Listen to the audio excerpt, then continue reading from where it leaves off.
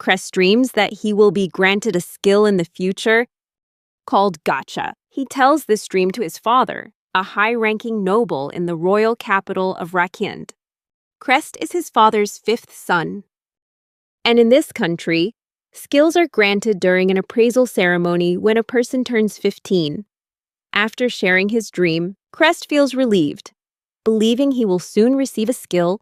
This is also the first time he's ever seen his father happy for him. When he was born, his mother passed away shortly after, causing Crest to be seen as a bad omen, a sinner by birth who is hated and isolated by his family. The only person keeping him from being abandoned is Ellis, the daughter of Duke Domain. She greets him, saying it's truly an important day she shouldn't miss. Crest isn't really happy to see Ellis there, so he asks how she came when he'd heard her health wasn't good. Hearing his words, Ellis asks if her being there is bothering him, and Crest doesn't have the courage to anger her. Ellis is the only reason he has barely survived to this day, as the political engagement between Ellis and Crest has kept him from being cast out by his family. On the outside, Ellis is a beautiful and elegant girl, but in reality, she is a cruel person. Crest has been abused since childhood not only by his father and brothers, but also by Ellis herself. She constantly torments him, making him feel that even if he gets a skill, nothing will change. Ellis even implies that using his skill could make the bullying even worse. Despite his fear, Crest decides he can't keep running away forever. He bravely thanks Ellis and expresses that he wants his skill to be useful to her. This flusters Ellis, and she leaves with a blush, leaving Crest surprised that she didn't get angry as usual. As usual, a servant comes to inform Crest that it's time for the appraisal ceremony. Even though Ellis might actually have feelings for Crest, he just hopes that his miserable days will end after this ceremony. Crest places all his hopes on the gotcha skill to start a new life. At the church, Crest places his hand on the ceremonial device, and it begins to glow. And as expected, the gotcha skill appears on the screen.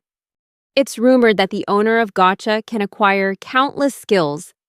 The fact that Crest received this skill shocks everyone. His father demands that he activate the skill in front of everyone, and Crest complies. Upon activation, a window appears only before his eyes. Like a game's roulette wheel for receiving a random skill, Crest had wondered how it would work. So with positive hopes, he touched the gotcha spin button, but nothing happened. The crowd is confused, only seeing Crest waving his hand in the air with no effect whatsoever. At that moment, Crest realizes the gotcha skill requires points to spin, but he currently has none. The shock leaves Crest open to ridicule from his brothers, who accuse him of being a fraud. When he tries to explain, they just tell him to spin the gotcha right now. Crest has to confess that he needs points to use the skill, but he doesn't know how to collect them. His brothers laugh at him and tell him to hurry up and get some points if he doesn't want to be humiliated. Crest is desperate, unable to find a way out of this situation. And in his helplessness, his heart clenches as he can only choke back his tears in silence. The voice of Crest's father, Aberal, rings out, calling him a disgrace to the family. He even scolds Crest, asking if he will continue to shame the Bahurst lineage after having killed his own mother, something Crest never did. Ellis, standing in the crowd, smiles as she listens to Aberal mercilessly humiliate Crest. Crest's heart aches with extreme pain from the unfair treatment. At that very moment, Aberal declares Crest's exile from the family. The next morning, Crest was taken by carriage to the place of his exile. He couldn't believe this was happening to him. A feeling of despair washed over him. His brothers mocked him the entire way, saying that if he had just listened to them, he could have stayed home a little longer. When he arrived at the place of exile, Crest discovered he was about to be sent to the underworld through a magic circle. Panicked, he begged to be given a sword, because if he had to face monsters without a weapon, he would just die a meaningless death. However, the priests refused, as they were under orders to treat Crest as a criminal. Crest then reminded them that the purpose of sending sinners to the underworld was to exterminate demons. He promised he would fight and help make the surface world a safer place. Crest's plea softened the priests' hearts, and they finally agreed to give him a bronze sword. Without hesitation, they sent Crest down to the underworld, a place teeming with monsters. After Crest was gone, his brothers celebrated joyfully, glad they would no longer have to see his pathetic face. Upon arriving in the underworld, Crest realized this place was very similar to the surface world, only different in its dark and gloomy atmosphere. He began to scout the area, trying to mentally prepare himself for any danger. He recalled that a magic circle from before was used to send criminals to the underworld at random, and now he wondered what to do next. Suddenly, a black wolf lunged from the bushes with terrifying speed. Crest barely managed to dodge, and recognized it as a black wolf, not wanting a confrontation so soon. He was fortunate that his studies on monsters came to mind. According to them, these dark wolves were indeed more dangerous than ordinary ones. But Crest knew there was no way to retreat. He remembered his lessons about monsters from the academy and knew he had to fight. Gripping the bronze sword tightly, Crest prepared for his first encounter. His experience fighting monsters on the surface gave Crest some confidence, though he knew the monsters of the underworld were much stronger. The black wolf began to charge with its sharp claws. To gain an advantage, Crest cleverly threw dirt into its eyes, momentarily disorienting the wolf. Seizing the opportunity, Crest swung his sword at the wolf's face. However, it didn't even flinch and continued its attack. When the wolf was just centimeters away from him, his fighting instincts took over. Crest quickly raised his sword and plunged it straight into the wolf's skull. The wolf let out a terrifying howl before collapsing, dead on the spot. Crest breathed a sigh of relief, having survived his first attack. He realized this bronze sword was truly precious and well worth his initial plea. Crest remembered that he needed to drain the wolf's blood for sustenance. He knew exactly which species were edible and quickly got to work. After defeating the wolf, a notification appeared, informing him that he had received 100 points. Crest opened his gacha skill window and saw that the points had been added to his account. He now understood that he could earn points by defeating monsters. This also meant that his gacha skill was useless on the surface, where there were no monsters to hunt. Unlike the surface world, here in the underworld, Crest realized he could actually use his gacha skill. Even so, he still wished he had at least some basic equipment for hunting monsters. Lying on the ground, Crest recalled the days of his torment. He told himself that perhaps things turning out this way was for the best. Even if it was too late, after seeing the true faces of the wicked people around him, Crest realized the underworld was more bearable than living with them. For the first time in his life, he felt happy. Determined to master his skill, Crest prepared to hunt down as many monsters as he could to adapt to his new life. Meanwhile, at Ellis's home, she lay in bed, hugging a pillow with Crest's picture on it, missing him dearly. Ellis recalled the time she met Crest after he was sentenced to exile. Back then, she'd mocked him, calling him a fool for daring to fake a divine skill, while Crest's eyes were filled with nothing but dead silence. Crest called out Ellis's name, and she asked if he had anything to say to her. Crest sarcastically remarked that she must be thrilled their engagement to a fool like him was broken. Ellis replied that he shouldn't speak that way, especially to someone who had tried to help him. Hearing this, Crest felt a flicker of hope. Ellis told him that from now on he was her dog and couldn't leave as he pleased. When Crest asked how he could get her help, Ellis held out her foot and demanded he lick it to swear his eternal loyalty. If he did, she promised to marry him and save him from this place. Ellis even said she would destroy her own family for Crest if he accepted. Crest moved closer to her foot, but instead of obeying, he slapped it away. Fed up with Ellis's contempt, Crest told her she was insane to think he was her slave. Ellis angrily asked if he really wanted to be executed, but Crest just remained silent and told her to leave immediately. Humiliated by his rejection, Ellis left Crest with a warning that he would regret not accepting her help. That very day, she fell ill and had to return home. When she woke up, Ellis quickly prepared to go see Crest. However, her servant informed her that Crest had been exiled to the lower world before dawn. Ellis was horrified, never expecting this would happen to him. Meanwhile, in the lower world, Crest relentlessly hunted packs of black wolves to accumulate points for his gotcha skill. Each gotcha roll required defeating 5 wolves, and at first, Crest planned to roll as soon as he reached 500 points. But after thinking it over, he decided to collect 5,000 points for a chance at a higher tier skill. He hoped to get a skill that would make his body lighter and stronger, setting a bigger goal for himself. Crest eagerly continued the hunt until he had defeated 37 wolves. He believed that at this rate, reaching 5,000 points would be easy. However, when he checked his points, he discovered something terrible. His points were stuck at 250, meaning all the wolves he'd killed after that were for nothing. Crest panicked, but he quickly calmed himself down to think. After a moment, he realized the points were capped by area. He had hunted too many monsters in the same region, which made his points stop increasing. Realizing his mistake, Crest moved to another area, took down another wolf, and immediately received new points. Finally, before the sun set, he managed to reach 5,000 points. Crest now understood that each area had a specific point limit, and he needed to keep moving to continue accumulating them.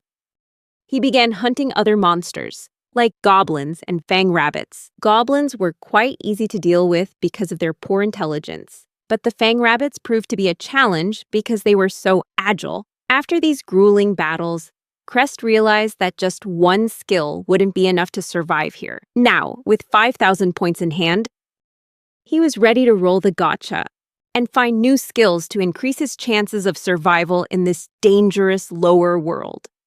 Crest couldn't be happier and was eager to try it right away.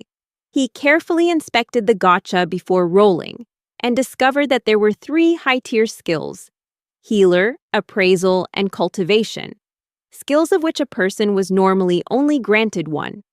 The thought of possessing all 3 made Crest incredibly excited. He debated whether he should find a safe place before spinning, but when he saw the bonus of an extra spin for every 10 spins, meaning a total of 11 spins, Crest couldn't wait any longer and immediately chose to spin. When he hit the spin button, a chest fell from the sky in front of him. Crest looked at the treasure chest and pressed the open button. Instantly, Dragon Ball-like orbs flew out, in colors ranging from bronze and silver to rainbow, each representing a different tier. He wondered if each orb represented a separate skill. Crest decided to check the bronze orb first. As the orb glowed, it transformed into skills like agility, strength, and basic magic abilities. Next, he opened the silver orbs, which promised combat skills like swordsmanship, dagger techniques, and ore mining. Finally, the gold orbs granted him earth and fire magic skills, which would be incredibly useful for his survival in the lower world. While Crest was busy discovering his new skills, Ellis felt restless and uncomfortable back home. Despite being praised by others, she wasn't truly happy. Ellis considered herself more beautiful than an angel, but childhood memories flooded back, reminding her of the first time she met Crest. When she was young, Ellis had approached Crest, but he warned her to stay away because he was called the demon's child. Ellis knew it was better not to get involved with him. But after that encounter, she felt differently about him.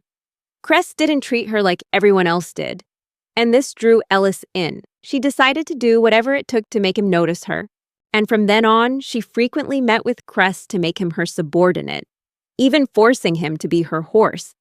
Gradually, Ellis began to show her cruel side, but only to Crest. To everyone else, she maintained her elegant and beautiful image. Even Crest's older brothers treated Ellis well. However, whenever they mocked Crest as useless in front of her, Ellis felt disgusted. She couldn't stand seeing Crest being looked down upon, and when her frustration boiled over, she went to her father, Duke Rifled, to ask for his permission. Her father agreed and gathered everyone to hear an important announcement from Ellis. To everyone's astonishment, Ellis declared that she wanted to be engaged to Crest of the Bayhurst family. The declaration stunned everyone, but in the end, everything went exactly as she wished. Afterward, Crest and Ellis began their studies at the Royal Academy, where Crest emerged as a promising swordsman. Ellis was incredibly proud of him during this time. The more he stood out, the more attention Crest attracted from other girls at the academy. However, No one dared to approach him because Ellis had publicly announced their engagement, forcing everyone to be wary and keep their distance. Ellis grew jealous watching other girls still trying to get close to Crest. Every time Crest received a gift from them, Ellis felt annoyed. Although those girls saw Crest as a Romeo who already had his Juliet, they still wanted to win him over for themselves. Ellis confronted Crest and reminded him that she was his fiancée. Crest reassured her that it wouldn't change, but Ellis's jealousy only grew stronger. Over time, Ellis's behavior toward Crest became cruder. Her jealousy became notorious at the academy, causing Crest to lose his confidence and fall into a depression. Ellis, despite Crest's unhappiness, still wanted to keep him all to herself, and even found a perverse pleasure in seeing him suffer. Upon learning about the dream where Crest obtained a rare skill called gotcha, Ellis's family and servants considered him the perfect fiancé for her. However, Ellis began to fear that if Crest truly became successful, he would leave her. This paranoid thought saddened her. When Crest was accused of lying about his skill, Ellis once again felt a sense of satisfaction. She believed this was her chance to give Crest a sliver of hope, making him dependent on her forever. But things didn't go as she had imagined. When Crest forcefully shoved her aside, Ellis realized her mistake and regretted not being honest with him. The thought of never seeing Crest again made Ellis burst into tears. Just then, a servant knocked on the door, asking to see her. With red, swollen eyes, Ellis told them not to enter and asked what was wrong. The servant announced that her father, Duke Ratkin, had summoned her to see him immediately. Ellis wondered what could be happening. Meanwhile, in the underworld, Crest found some peaches that were much larger and tastier than those on the surface. The sweet, juicy flavor of the peaches helped him recover his stamina. Crest noticed that in this place, not only the monsters, but even the plants grew surprisingly large and fast. Before this, Crest had hunted a few more fish monsters and accumulated enough points. He decided to do an 11 pull on the gotcha once more and receive many amazing skills. This time, Crest acquired skills ranging from bronze to rainbow, including 2 rainbow skills, the rarest type. Among them, he received appraisal twice and cultivation. He had many other skills to explore, including those he received more than once, opening up more opportunities for survival and growth in this underground world. Thanks to his cultivation skill, Crest experimented by planting a peach pit, and in just 5 days, he had grown an entire peach tree, which was basically a cheat compared to the real world. For the past 5 days, Crest had been busy exploring the new land and practicing his skills. Now, it was time to pull the gotcha again for new skills. Crest pressed the button for an 11 pull and received several new skills, including hand-to-hand combat, cooking, wind magic, and finally, the rarest rainbow skill, healer. He was incredibly excited because he had been hoping to get this healing skill for a long time. The best part was that Crest could use this skill to create recovery potions. But first, he needed to find and gather herbs. In the afternoon, after searching for herbs, Crest resumed hunting monsters. While facing off against a fang cow, his sword suddenly shattered into pieces, leaving him completely defenseless against its next attack. He had almost defeated the monster, but now the situation had become incredibly dangerous. With no other choice, Crest decided to use his magic skill, even though it was only at level 1. This was his final gamble. But then, a thought flashed through his mind. He had another option. As the fang cow charged, Crest took a deep breath, steeled himself, and activated his hand-to-hand combat skill. Crest poured all his strength into a punch and drove his fist straight into the fang cow's head, sending it flying backward. The monster collapsed and died instantly from the sheer power of the blow. This was one of the stronger monsters Crest had ever faced, so he received 200 points, far exceeding the usual 100 points. Crest realized the points weren't fixed, and he figured this would be very useful for accumulating them faster. However, right after, Crest's right hand went numb. The recoil from the punch had fractured the skin and bone. Crest was in agony as he looked at his hand, which was torn apart. with broken bones and overlapping lacerations.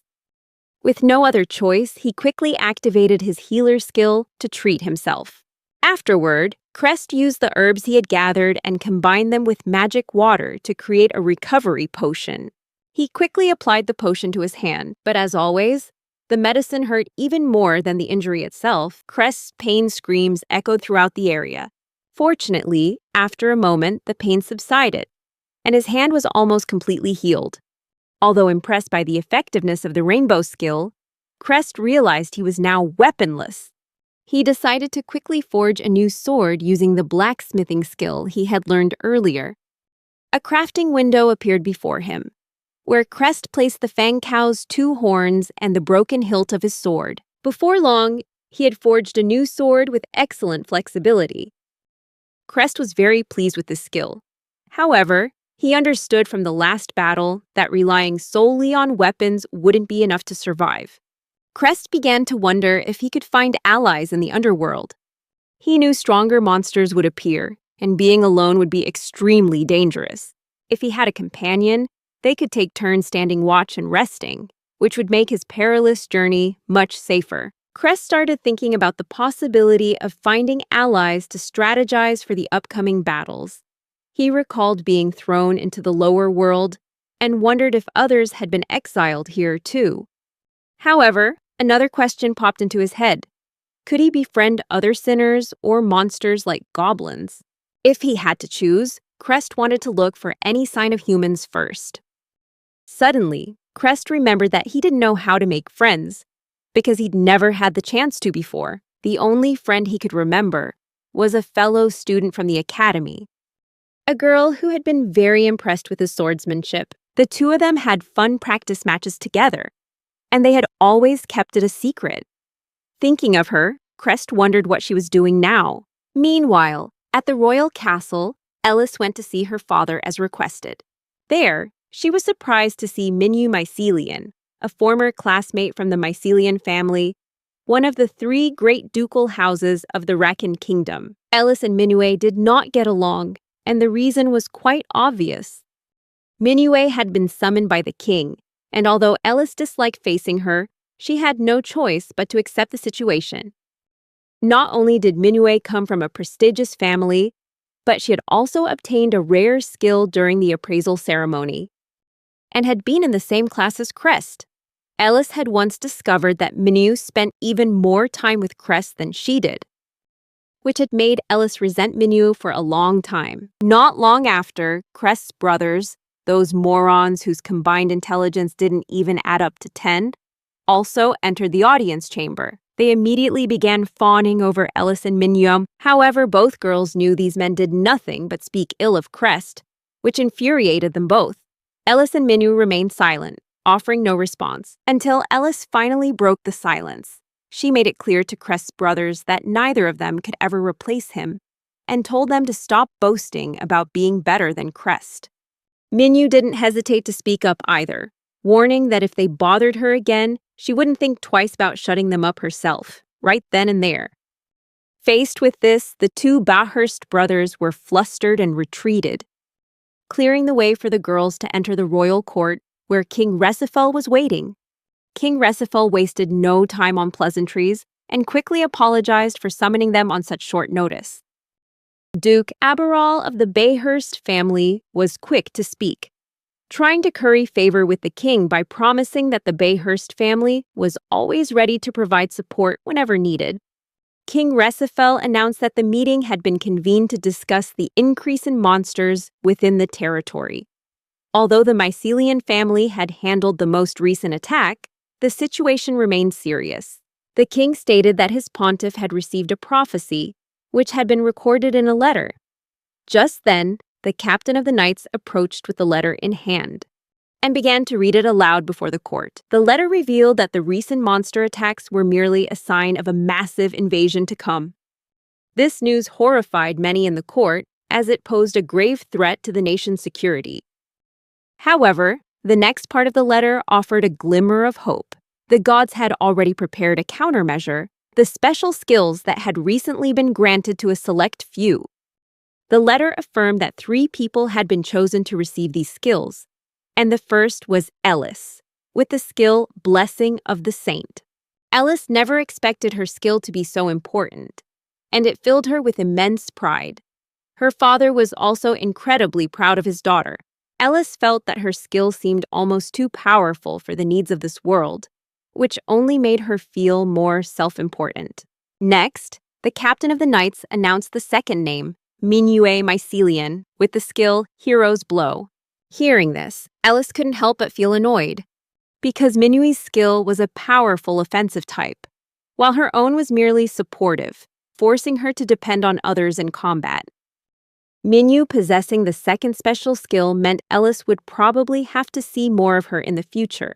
Ellis even thought that if Minue were killed on the battlefield, she would gladly let her die without any intention of helping. As the captain of the knights announced the final person with a special skill, the Bahurst brothers tensed up, hoping their names would be called.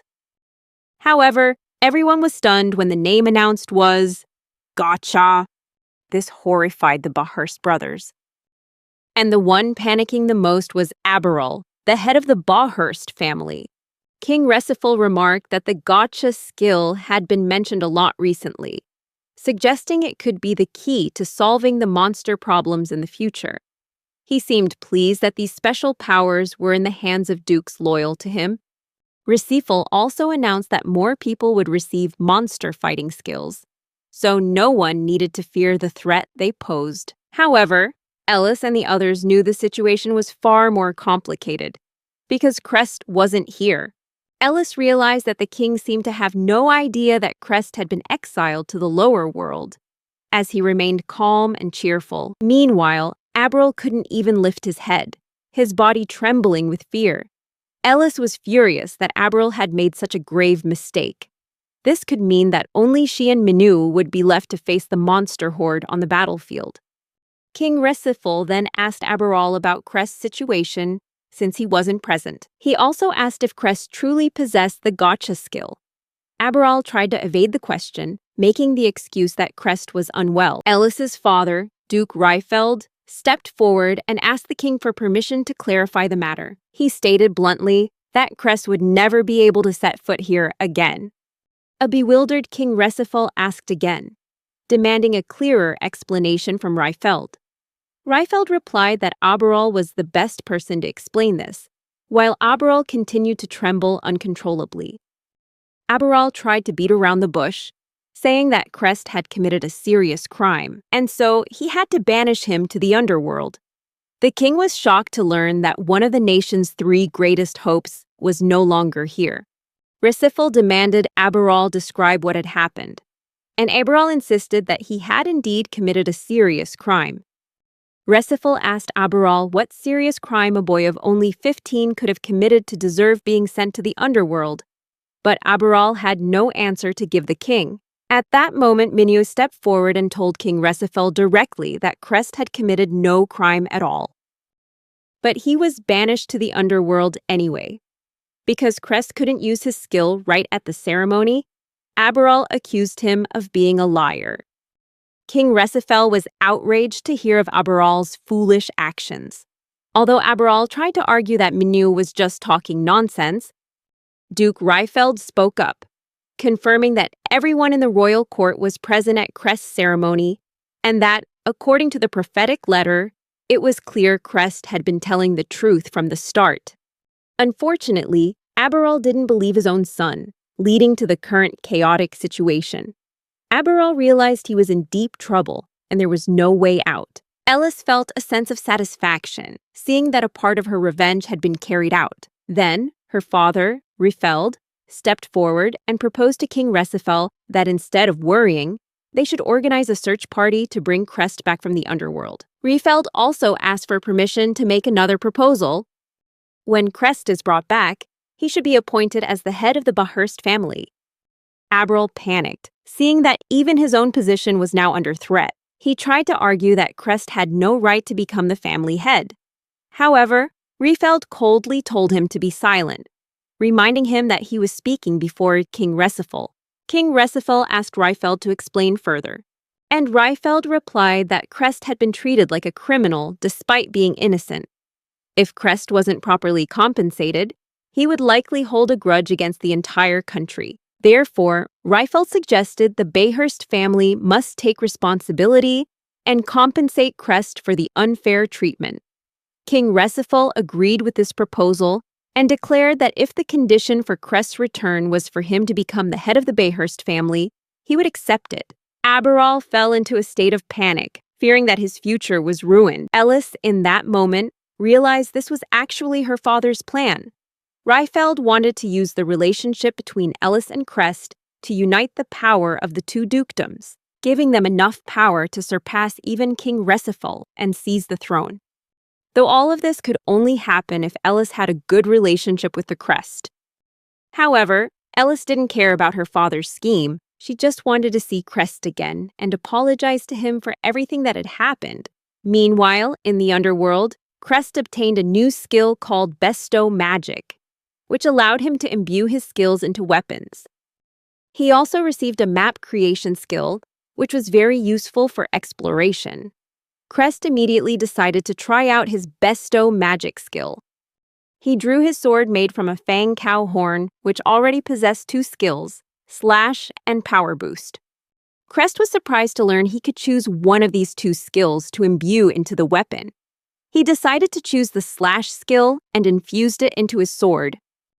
Crest smelled a refreshing scent and decided to follow it, which led him to a coastline. The sea view, covered in a thick fog, created an ethereal beauty in the midst of the underworld, making him change his mind about this place. Crest recalled that there had been attempts to cross this sea, but they all became unsolved mysteries. As he got closer, Crest discovered an abandoned port, and driven by curiosity, he went to check it out. There were no boats there, and he wondered what had happened. The underworld held many undiscovered mysteries, but for now, Crest decided to try his fishing skill, hoping to find some good meat or seafood. Just a few seconds later, his fishing line went taut. Something huge was on the hook. When he pulled it up, he was horrified to see it was a Krakagon, a giant sea monster. Crest screamed in surprise. The Krakagon attacked with a water spear. But luckily, Crest managed to dodge it and summoned his sword. Crest analyzed how the Krakagon used its weapons and realized how cleverly it was trying to block his escape. However, he remained calm, using his Bestow Magic skill to activate a powerful slashing technique on his sword. The sharp blade cut through the Krakagon's scales, finishing it off and earning Crest 200 points. Crest wondered if he could take down monsters like this in a single blow next time. However, just then, more Krakagons appeared, forcing him to quickly prepare for battle. Although he had initially hoped for some delicious seafood, Crest was disappointed to find that the Krakagon was edible, but looked too disgusting for a meal. Instead, he continued fishing, earning more points and searching for other types of seafood.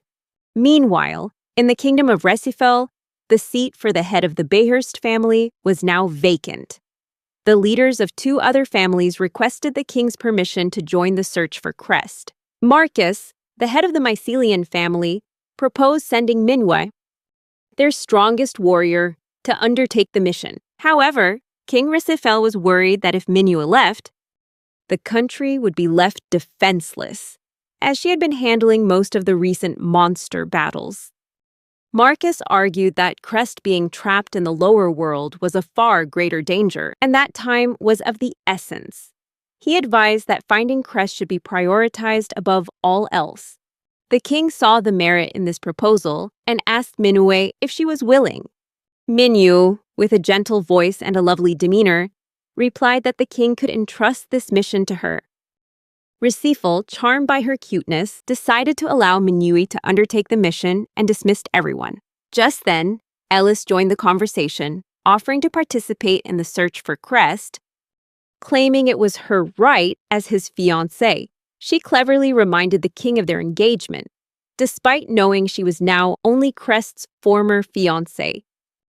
However, Minwe quickly interjected, insisting it was a bad idea. She said that Crest had once told her how Ellis had emotionally tormented him for a long time, and that he never wanted to see Ellis again. Ellis felt as if a bomb had just gone off in her mind after hearing Minwe's words. She tried to stop Minwe from saying more, but Minwe continued, explaining to King Resifal that Crest would likely run away if he saw Ellis, which would make bringing him back even more difficult. Manu even warned that Crest might consider ending his own life if he were forced to. Ellis fell silent after that. King Resifal turned to her and asked if what Minue said was true. Ellis admitted that she had been quite harsh with Crest, but justified it by saying it was necessary because Minue was making moves on her fiancé. King Resifal seemed to understand her motives to some extent. However, Minue immediately refuted this, saying she only saw Crest as a friend and accused Ellis of lying. The two continued to argue for a long time, making it impossible for King Resifal to get a word in, until he had to shout for them both to stop. He said it no longer mattered who went. He just wanted Crest to be rescued and brought back. Minue then asked Ellis what her plan was to bring Crest back. Ellis replied that she would persuade him with the gift her father had prepared, the position of head of the Bayhurst family. Minue sarcastically asked if that title would really be enough to convince Crest to return. Ellis was confident her plan would succeed, but Minue disagreed. Minue told Ellis that she didn't understand Crest at all if she thought a title could make him happy. She asserted that what Crest desired most was freedom, and even if he became a duke, he would never feel happy. Before leaving, Minue left her with a bitter parting shot. Only Ellis could come up with such a meaningless plan. Ellis stood there, confused and wondering what this freedom Minue spoke of really was. Meanwhile, in the lower world, Crest was thinking about the last day of April. He remembered that his gacha rolls were all listed as the April version, and he had been diligently rolling the gacha continuously before April ended. In the end, Crest had maxed out all his rainbow skills thanks to these rolls. Much like opening item chests in a game, he felt incredibly happy to have reached his skill limit. Afterwards, Crest returned to a cave where he had previously taken shelter. With his new skill, construction techniques, he decided to build himself a house. Crest had planned carefully what kind of house he wanted. He started gathering materials and looked for a location with a beautiful view, near a stream so he could fish whenever he wanted, and with easy access to unexplored areas. After he found a spot he wanted to build on, even though there weren't many house types or sizes available with the techniques he had, he was thrilled that he could design his own home, and he built the house immediately. He was surprised by how quickly the house was completed. With its incredibly sturdy walls, the house could also protect him from the dangers of monsters. Crest stepped into his new home and was extremely satisfied with the interior details. The curtains, the window frames, and especially the high-quality kitchen. He thought that cooking would be much more enjoyable with a fully equipped kitchen and the cooking skills he possessed. Crest was excited that he could cook any dish he wanted and experiment with all sorts of recipes without any limitations. This quickly became his passion. As he lay down on the bed made from fang sheep wool, Crest couldn't believe how comfortable it was. Before drifting off to sleep, he looked at the calendar in his room, reminding him to do his gacha rolls. Crest opened the gacha screen and reflected on his journey from the beginning until now. He double-checked to see if he had received all the skills from the April batch, afraid that when April ended, those skills would disappear. Currently, Crest's strength, stamina, endurance, speed, and even magical power all surpassed 100. After about 40,000 gacha rolls, he had collected 30 different skills, including many rare spells that could significantly improve his life. This feeling made him realize that his life had completely changed, and he couldn't imagine living without these skills. As he lay in bed thinking, Crest recalled hearing about a type of skill that allowed the user to befriend and raise monsters under their command. He wondered if May would bring a new set of gacha skills, but at the same time, he felt that might be too good to be true. Crest wasn't sure if he could get any new skills, or worse, that all his accumulated points from this month might disappear when the new month began. He fell into a deep sleep for the first time in a long while, feeling relaxed on the comfortable bed. Meanwhile, at the Bayhurst family estate, the brothers were discussing their humiliation by Crest, not only during the appraisal, but also in front of King Resifal. One of them angrily asked if they really thought Crest would become the head of the family. They replied that it didn't scare them, even if Crest took over, because they had never directly bullied him. But the truth was, they had all tormented Crest. The argument grew heated until Aberrel slammed his hand on the table and yelled that what they needed to do now was decide who would go find Crest first. He asked his sons which of them would volunteer to go.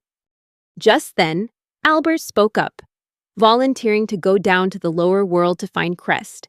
He declared that he had a secret plan to bring Crest back, but in a way that would be most advantageous for the family. Albert pulled out a suspicious item, a slave collar. Making his intentions clear, the slave collar Albert carried could turn the wearer into a complete slave under the owner's control.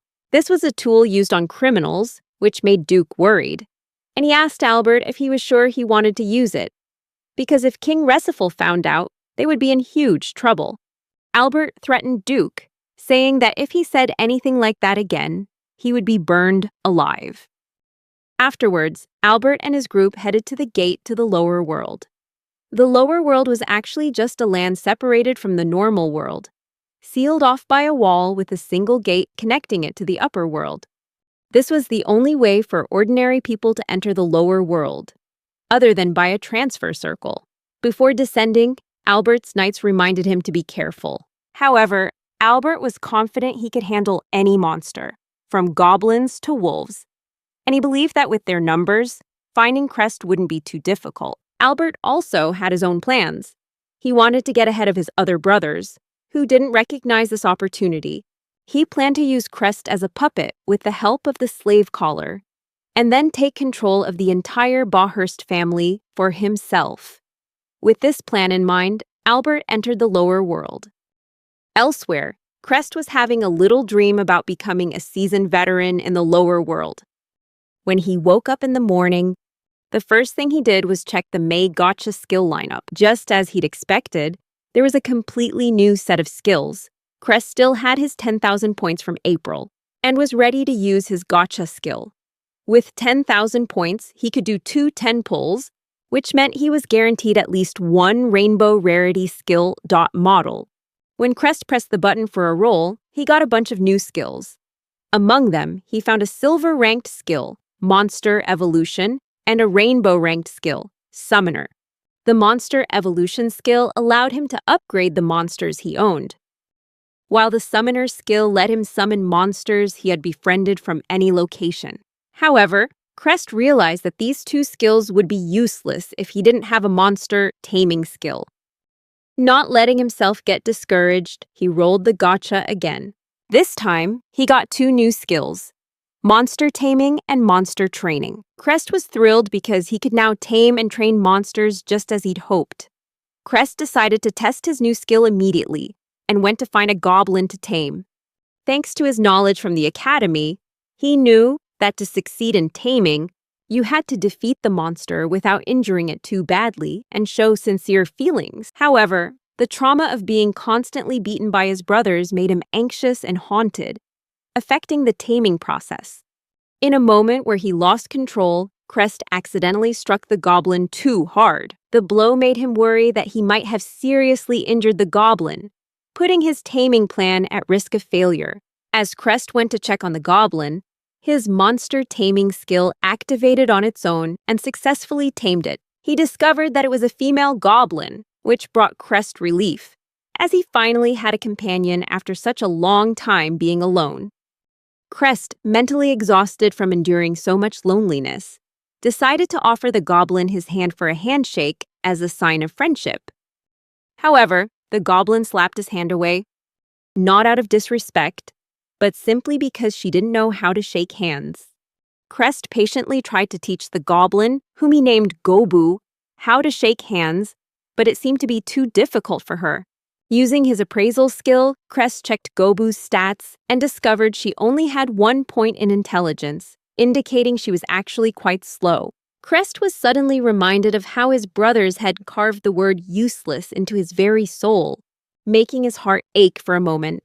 Looking at Gobu, he realized she was just like him, also seen as useless. Feeling a sense of kinship, Crest reached out and gently comforted Gobu, letting her know that no matter how hard things got, he would always be there to help her get better.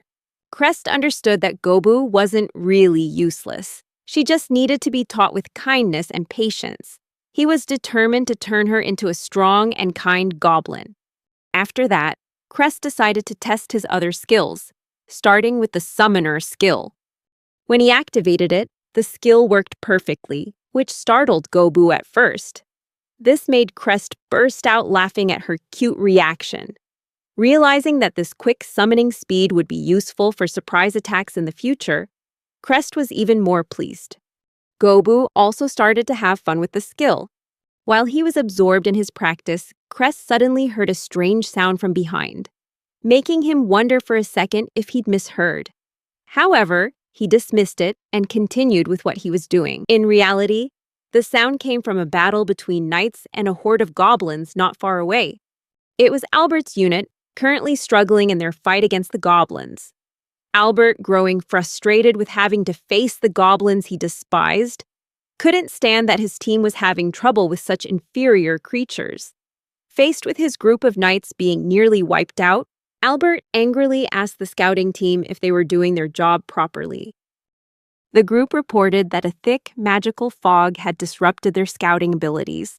Albert didn't think monsters would be a major obstacle for his team, and after running into all these problems, he realized his team was not capable enough to fight as they had before.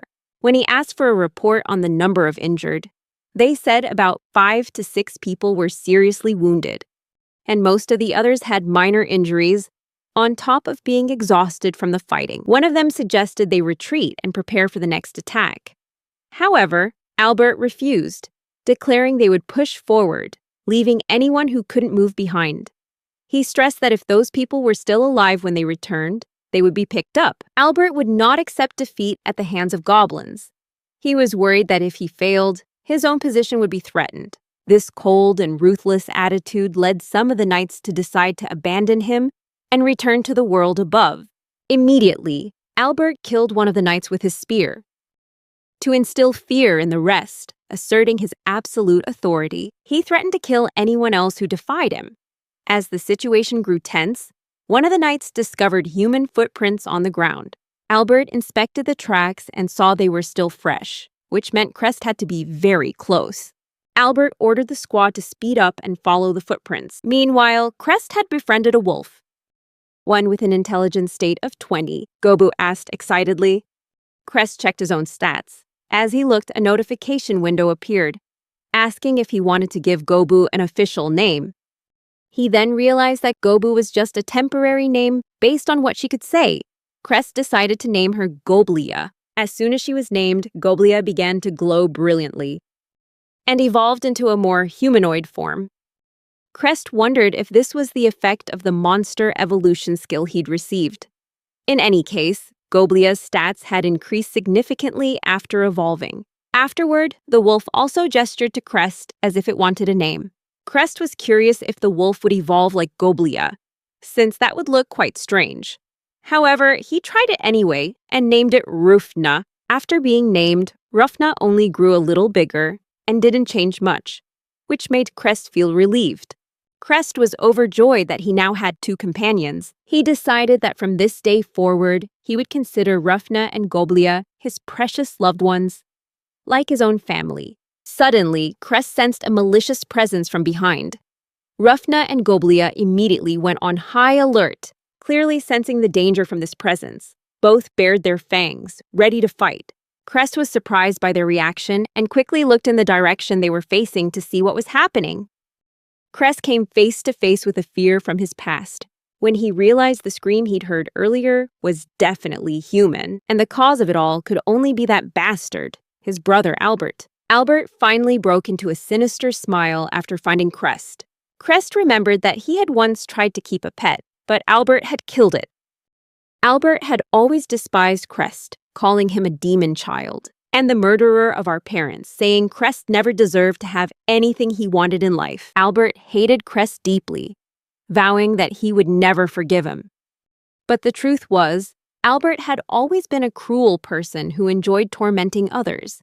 Every time he faced Albert, just like now, Crest was consumed by fear and stress. He wondered why Albert was here, in the lower realm, a place not meant for humans.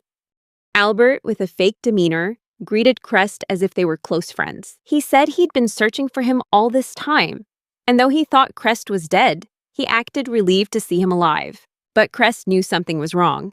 Albert continued in his deceitful tone, saying this should be a touching reunion between brothers, as he had come to take Crest home. Crest didn't believe a single word.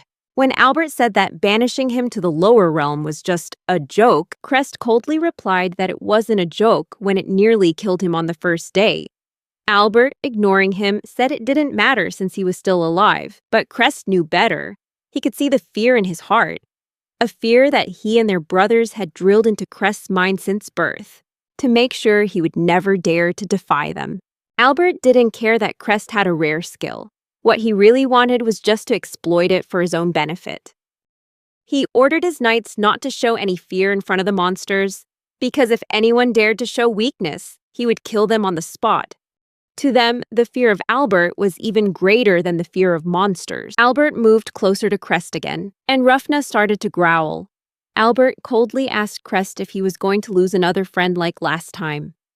Crest tried to argue that he wasn't the one who killed his pet, but Albert insisted that it was Crest's weakness, his inability to protect it, that had gotten it killed. Crest felt the fear inside him swell. Albert ordered Crest to return to the upper world with him, but Crest, in a rare moment of courage, insisted that he would not go back. His words enraged Albert. Albert yelled, his booming voice intended to put everyone around him in their place. Hearing this, Crest's fear reached its peak. From his perspective, Albert was the most terrifying thing imaginable. He ordered Crest to respect him as his older brother. His commanding presence triggered Crest's primal fear, causing his heart to race until he was trembling from head to toe. Albert screamed, ordering Crest to stop that growling immediately, or he would kill the wolf on the spot for making such a racket. Albert's threat sent Crest into a panic, and he began to apologize profusely in a state of utter terror. Albert smirked, delighted that his plan, exploiting Crest's past trauma, had worked perfectly. Crest was completely broken and unable to think clearly. Despite this, Rufna stood guard over him, continuing to growl at the knights, which frightened them, but they didn't dare run for fear of being executed by Albert.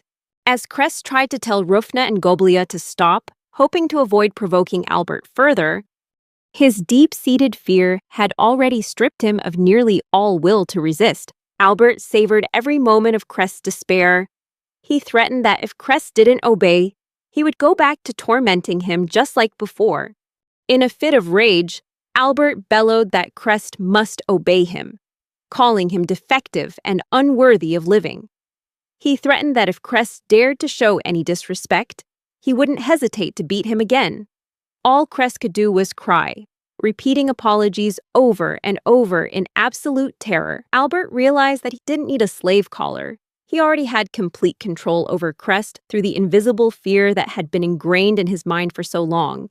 Confident in his domination, Albert ordered his knights to move in and seize Crest. They bound Crest like a slave and began to drag him back. Goblia couldn't stand the sight of it. But when she tried to get closer, a knight struck her, calling her a filthy monster. Goblia was furious at being treated this way, but she was powerless, as Crest was completely in their grasp and had lost all will to fight, doing nothing but weep. Crest understood that even though he had wanted to help Goblia become stronger, he was too useless to do anything now. Even as Goblia kept trying to reach him and call out his name, Crest couldn't break free from his psychological trauma. But seeing the hopeful look in Goblia's eyes, he began to waver, reconsidering giving up on everything. Then Goblia suddenly ran into the forest, disappearing from Crest's sight. He told himself this must be the final proof of her loyalty, and that it might also be the last time he would ever see his friend. Guilt flooded Crest's heart. He hated himself for losing everything, despite having come to the lower world with a special skill. Just then, Rufna stepped forward and gently bit Crest's sleeve, trying to keep him from breaking down completely.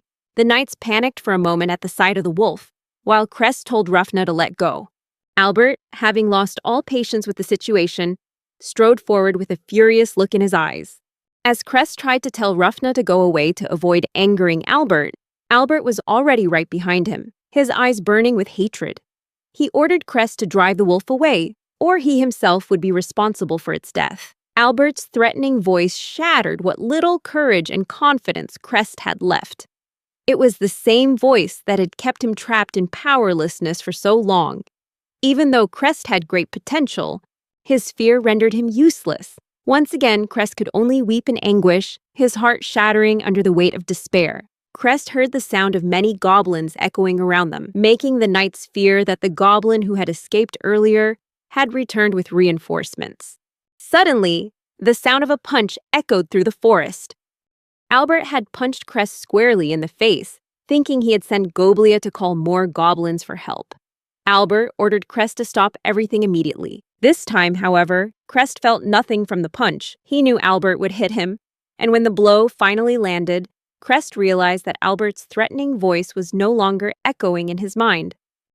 Instead, a strange feeling rose within him: serenity. Crest noticed Rufna was still standing close by, protecting him like a loyal friend. The only sound he could hear now was Goblia's voice. Just like the sound she used to make whenever he summoned her, Crest began to understand that Goblia had been trying to tell him something. She had made this familiar sound every time she was excited to be summoned. And just a few minutes ago, as she ran around Crest, he realized that she was trying to convey something. Suddenly, Crest remembered what he had once said about using summoning speed as an effective tactic. It was incredible that Goblia still remembered that. Crest knew exactly what to do.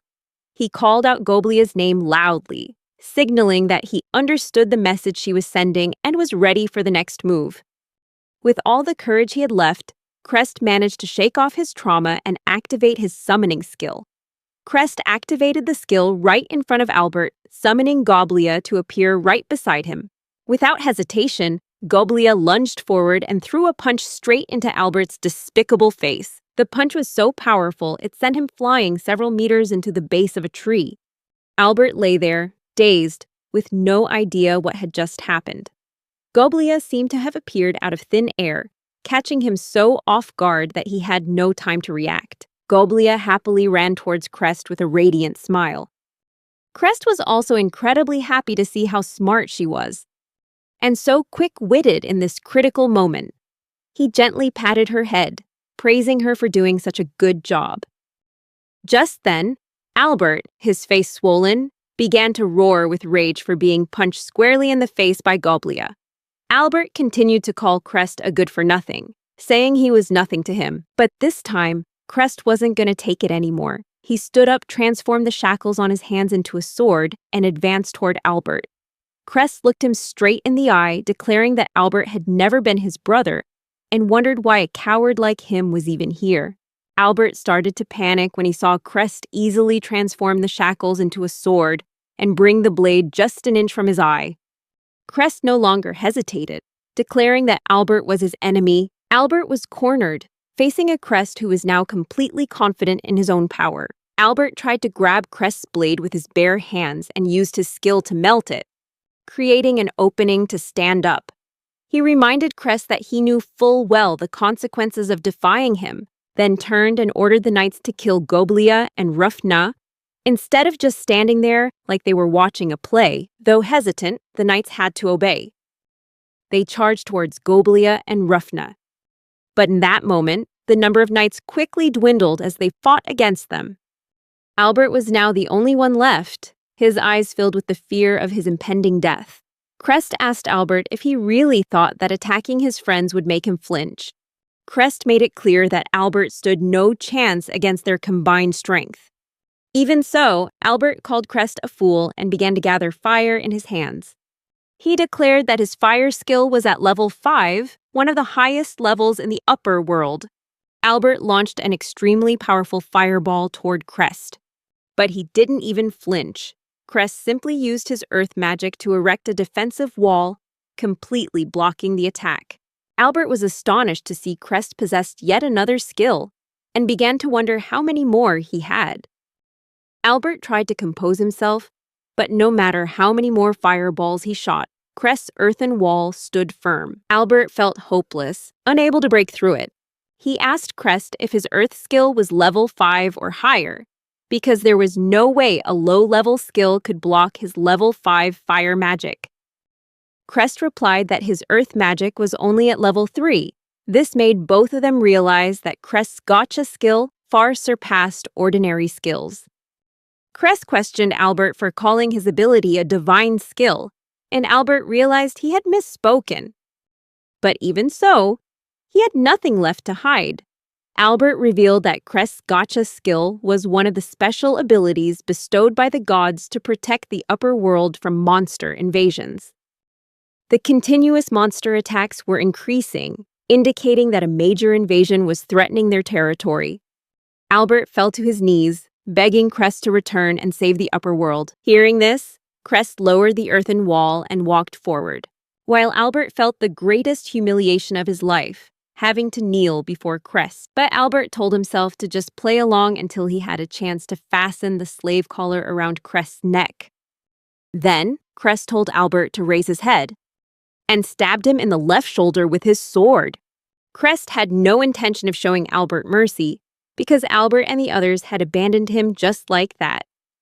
And now they wanted him to come back, which was insane. It was the height of selfishness from Albert and the others. Now, Crest couldn't care less about what happened to the upper world. As he twisted the sword in Albert's shoulder, he screamed in agony, as the blow could have been fatal. Crest asked Albert if he really thought he could persuade him with that pathetic look on his face. Albert replied that their father, Aberal Bahurst, wanted to atone for his mistakes and was willing to give Crest the title of Duke, along with all the power and wealth of the Bahurst family. Albert tried to use those things in exchange for forgiveness, but Crest flatly refused. He wasn't interested in any of it. Crest stabbed Albert again and again, as if unleashing all the hatred he had accumulated for so long. But deep down, a part of Crest felt that this was wrong.